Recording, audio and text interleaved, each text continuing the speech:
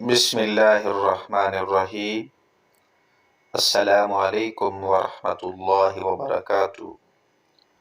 محترم ناظرین، ایک مومن اور مسلمان کے لیے اپنا جاننا اتنا ضروری نہیں جتنا کہ حضرت محمد مصطفیٰ صلی اللہ علیہ وسلم کو جاننا ضروری ہے۔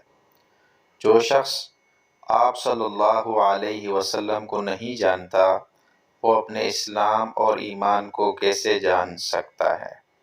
اس لیے ہمارے لیے ضروری ہے کہ ہم حضور علیہ السلام کی سیرت کا تعارف حاصل کریں، آپ کی سیرت کو پہچانیں، آپ کی سیرت کا مطالعہ کریں، تاکہ حضور علیہ السلام کی مبارک زندگی ہمارے سامنے آ جائے اور ہمیں حضور علیہ السلام کے ساتھ محبت پیدا ہو، آپ علیہ السلام کی اطاعت کا جذبہ پیدا ہو۔ تو اس ویڈیو میں حضور علیہ السلام کی سیرت مبارکہ کا مختصر تعارف اور خاکہ پیش کیا جائے گا۔ سیرت کا لغوی معنی ہے چال چلن، زندگی، طریقہ، راستہ، روش، شکل و صورت وغیرہ، اور اصطلاح میں آپ صلی اللہ علیہ وسلم کے حالات زندگی، اخلاق و عادات، غزوات و سرایا اور افعال و اقوال وغیرہ کو سیرت کہا جاتا ہے۔ سیرت نگاروں نے سیرت مبارکہ کو 3 حصوں میں تقسیم کیا ہے۔ نمبر 1، ولادت تا بعثت، یعنی پہلا حصہ حضور علیہ السلام کی پیدائش سے شروع ہوتا ہے اور بعثت تک جاتا ہے، یعنی حضور علیہ السلام کو نبی اور رسول بنانے تک جاتا ہے۔ اس کی مدت 40 سال ہے۔ اس میں حضور علیہ السلام کی ولادت، آپ کی رضاعت، آپ کا بچپن، آپ کی جوانی کے متعلق احوال اور حالات بیان کیے جاتے ہیں۔ سیرت مبارکہ کا دوسرا حصہ بعثت سے شروع ہوتا ہے اور ہجرت پر اختتام پذیر ہوتا ہے۔ اس کی مدت 13 سال ہے۔ سیرت کے اس حصے کو مکی دور سے تعبیر کیا جاتا ہے۔ پھر مکی زندگی 3 مرحلوں پر مشتمل ہے۔ پہلا مرحلہ پس پردہ دعوت و تبلیغ کا مرحلہ ہے۔ اس کی مدت 3 سال پر مشتمل ہے۔ دوسرا مرحلہ اہل مکہ میں اعلانیہ دعوت و تبلیغ کا ہے۔ یہ مدت 4 سال نبوت کے آغاز سے 10ویں سال کے آخر تک ہے۔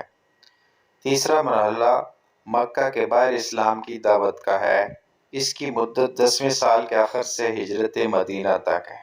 تیسرا حصہ حضور علیہ السلام کی سیرت مبارکہ کا ہجرت تا وفات ہے۔ اس کی مکمل مدت 10 سال ہے۔ اس مبارک دور کو عہد مدنی سے تعبیر کیا جاتا ہے۔ یہ بھی 3 مرحلوں پر مشتمل ہے۔ پہلا مرحلہ ہجرت مدینہ سے لے کر صلح حدیبیہ تک ہے، یعنی ذی القعدہ سن 6 ہجری پر یہ ختم ہو جاتا ہے۔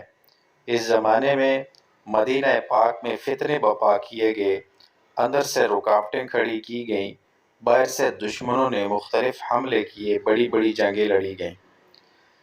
اس کا دوسرا مرحلہ صلح حدیبیہ سے شروع ہوتا ہے۔ فتح مکہ رمضان سن 8 ہجری پر ختم ہوتا ہے۔ اس زمانے میں مشرکین کے ساتھ معاہدہ رہا۔ آپ صلی اللہ علیہ وسلم نے فرصت کو غنیمت جانتے ہوئے شاہان عالم کو دعوتی خطوط لکھے، بڑے بڑے بادشاہوں سلاطین کو خط لکھ کر دین اسلام کی دعوت دی۔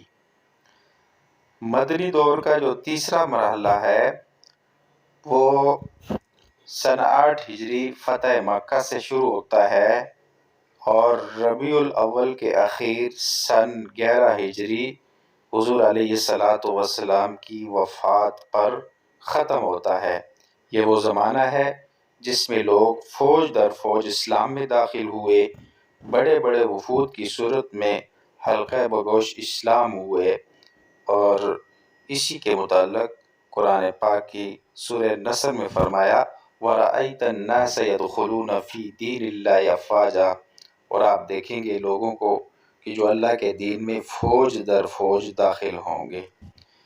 یہ جو مرحلہ ہے یہ امام الانبیاء، سید الانبیاء، فخر الانبیاء حضرت محمد مصطفیٰ صلی اللہ علیہ وسلم کے وصال پر اور آپ کی وفات پر اختتام پذیر ہوتا ہے۔